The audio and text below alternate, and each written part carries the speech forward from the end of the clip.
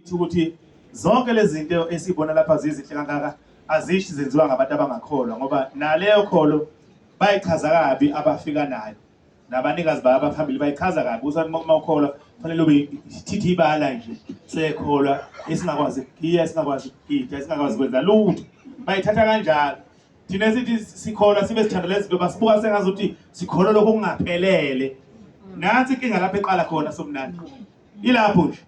ngoba manje bathi mabeyifaka lento okholwa kwangathi manje mawusukholwa kufanele uzenzele izinto zesintu mawuzenza hayi ukholwa kancane lo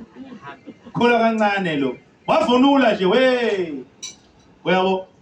so akusho ukuthi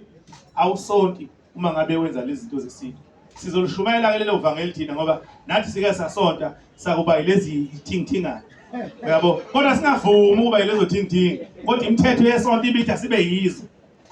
senqaba thina ukuthi awungeke ngithi ngikhule ngiyitsizwa konongoma bese ngiba yithingithingana nje ngoba nakuthiwa ngiyasonta lutho ngakwazi angufaka uphela uthaya kodwa emva kokuthi kukhona insizwa solushumayela lelo vangeli ukuthi uyakholwa iBhayibheli uNkulunkulu akafihleli lutho angalifuni phela yonke into angayifuni eBhayibhelini ikhona uyabo so uma ulifunda iBhayibheli uyaqala into angayifuni uNkulunkulu nathi singamsukeli bakithi simfaka izinto angayishongo uzoyithwa ngoba uyakholwa uNkulunkulu akakufuni ukuthi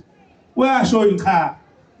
yacabanga nje ukuthi hayi ngoba isikhathi esiningi abantu abaningi abakholwa benza lokho kusho ukuthi akufuneki kodwa uNkulunkulu akanankinga naleyo bamsukela nje ngibale ke mbovu kuningi abamsukela ngakho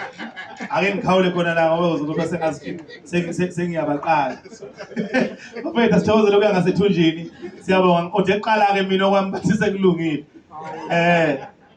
siyabonga kakhulu bafethu siyabonga phela siyathi isonto enkulu